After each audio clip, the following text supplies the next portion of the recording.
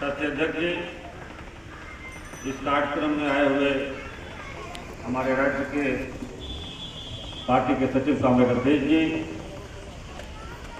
जनवादी सांस्कृतिक मोर्चा के राज्य के नेता कॉमरेड अशोक मिश्रा जी, कॉमरेड अजय जी एवं साथी, हम लोग आज यहाँ इकट्ठा हुए हैं कॉमरेड सुरेंद्र जी को याद कर। कॉमरेड सुरेंद्र प्रसाद यादव शोषण के विरुद्ध लड़ने वाले दलसिंहसराय क्षेत्र और समस्तीपुर जिला में एक नौजवान जो उभरे थे और वो लड़ाई शोषण के खिलाफ में था। जो लड़ाई अंततः इस जिला का जो सबसे बड़ा जमींदार था उसके खिलाफ लड़ाई गया और उस लड़ाई में हम लोग इस केवटा में शुरुआत जब हम दलसिंहसराय आना शुरू किए थे तो 90-92 का समय था और दलसिंहसराय में गोली चली थी छत्रधारी हाई स्कूल पर। उस कार्यक्रम के बाद कॉमरेड अशोक मिश्रा जी, मुझे और एक चिरंजीवपुर के साथी थे, ये तमाम लोग बैठ करके सुरेंद्र जी से बातचीत किया था। युवा आंदोलन से होते हुए हम लोग किसान आंदोलन की तरफ में आगे बढ़ रहे हैं।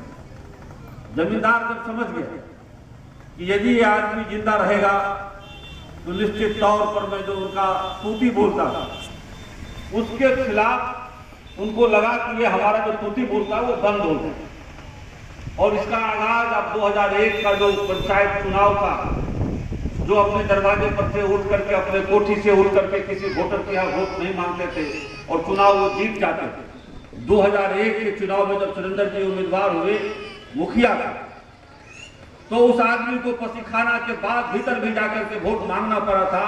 जो आदमी इस गांव का सबसे बड़ा अपने आप को जमींदार कहता था, ये सुरेंद्र यादव की लड़ाई का ताकत, जिस ताकत से जो बड़ा जमींदार दरवाजा के नीचे उतर के वोट नहीं मांगता था वो पसीखाना के आगे जाके खड़ा हुआ था पंचायत चुनाव में वोट मांगने के लिए। और ये लड़ाई वहां से शुरू हुई और जिस समय साथी सुरेंद्र की हत्या हुई, आप समझ सकते हैं कि अभी आप किसी प्लॉट में उधर जो मार्केट बना हुआ मकान जो इसके बाद बना हुआ है वही मकान बन रहा है और जो उसके असली मालिक थे जो मकान बनवा रहे थे, जमीन बेच दिए थे, कागज आज भी किसी के पास नहीं, केवाला नहीं है, ये सब जमीन अधिशेष घोषित हो गई। अब वो लोग घर बना लिया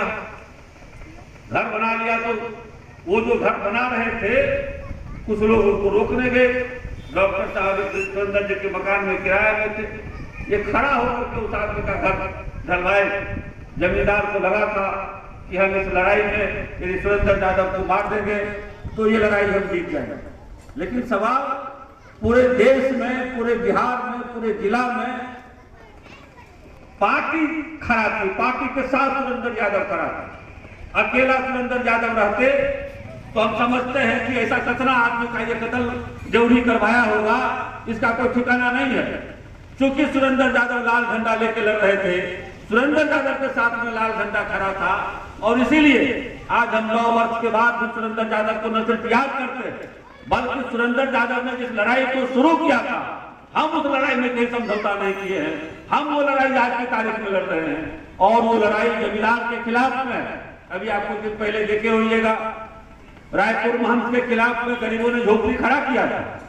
प्रशासन जाके समझौता किया, कहा कि हम आपको झोपड़ी जो आप खड़ा किए हैं हम आपको यहाँ का कागज देंगे।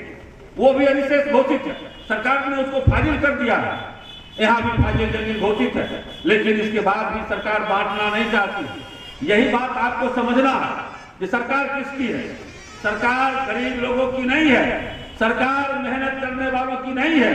सरकार जो आदमी रिक्शा चलाता है, ठेला चलाता है, घी बनाता है, उसके लिए सरकार नहीं है। जो आदमी खेती करता है खेत में, उसके लिए सरकार नहीं है।